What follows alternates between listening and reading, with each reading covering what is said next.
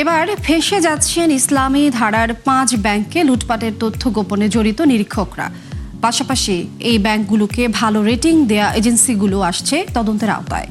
প্রাথমিকভাবে অনিয়মের প্রমাণ পাওয়ায় পরবর্তী ব্যবস্থার দিকে যাচ্ছে নিয়ন্ত্রক সংস্থা এফআরসি।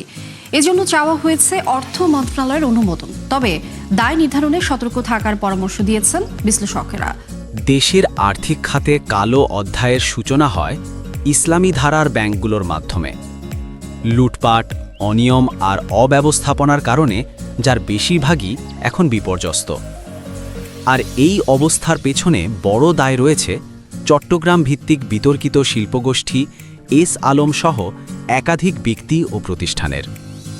অথচ দীর্ঘদিন ধরে এসব দুর্বলতা প্রকাশ করা হয়নি ব্যাংকগুলোর আর্থিক প্রতিবেদনে।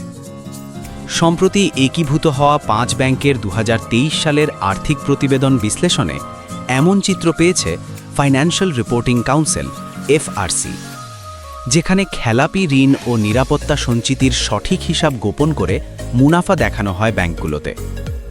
প্রতিবেদন বলছে ওই সময়ের জন্য গ্লোবাল ইসলামী ব্যাংকের নিরীক্ষক ছিলেন সম্পদ কুমার বসাক, ইউনিয়ন ব্যাংকে ফুরকান উদ্দিন, ফার্স্ট সিকিউরিটিতে মোহাম্মদ শহীদ, এসআইবিএলে মোহাম্মদ শহীদ ও নুরুল হোসেন খান এবং এক্সিম ব্যাংকে পিনাকি দাস।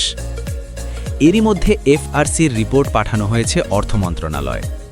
সংস্থার চেয়ারম্যান জানান, এসব ব্যাংকের প্রতিটি পুরনো অডিট তদন্ত করা দরকার। তদারকি করি এবং সেগুলো যাতে আন্তর্জাতিক মানদণ্ড অনুযায়ী সম্পন্ন হয় তা দেখি। সেই কারণে আমরা এই 5টি ব্যাংকের আমরা অডিট রিপোর্ট পর্যালোচনা করেছি। আমরা যেই যে ত্রুটিগুলো আমরা পেয়েছি বা আমাদের কাছে মনে হয়েছে সেগুলো অধিকতর তদন্ত হওয়া প্রয়োজন বলে মনে করি।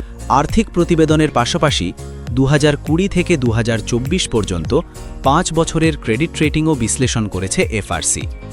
প্রতিবেদনে বলা হয়, আর্থিকভাবে বিপর্যস্ত হয়ে পড়লেও তা উঠে আসেনি ক্রেডিট রেটিংয়ে। উল্টো ভালো মান দেখানো হয় ধারাবাহিকভাবে। আর এ কাজে জড়িত 3 এজেন্সি আলফা, ইমার্জিং ও Credit Rating Information Systems Limited. ডিসক্লোজারে আনতে বাধ্য হয় নিরীক্ষকরা এবং প্রতিষ্ঠানগুলো, কর্পোরেট হাউসগুলো, তাহলে ফুল ডিসক্লোজার হবে এবং সেই ফুল ডিসক্লোজড ফিনান্সিয়াল রিপোর্ট দেখে যদি বিনিয়োগ করে তাহলে শেয়ার মার্কেট কখনোই ক্ষতিগ্রস্ত হবে না। বিশ্লেষকদের মতে পরিচালনা পর্ষদ ও অডিটরদের এমন অনৈতিক কাজে প্রতারিত হন বিনিয়োগকারীরা। এছাড়া অনিয়ম গোপনের ক্ষেত্রে নিয়ন্ত্রক সংস্থাগুলোর অযৌক্তিক সিদ্ধান্তকেও দোষ দেন এই বিশ্লেষক।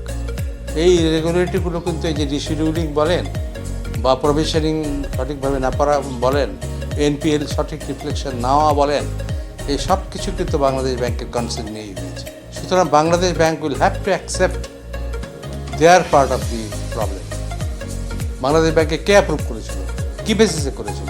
তো অডিটিং প্রফেশনে এটা যেটা কথাগুলো বলেছেন, এটা যদি সঠিক হয় তাহলে এটার দায় দায়িত্ব কার উপর পড়ে? সবাইকে নিতে হবে। বিশ্লেষকদের মতে অসাধু নিরীক্ষক ও মান নিয়ন্ত্রকদের শাস্তি না হলে থামানো যাবে না অনিয়মের প্রবণতা। আশা করি বিষয়টি বুঝতে পেরেছেন। আর আজকের ভিডিওটি এই পর্যন্তই।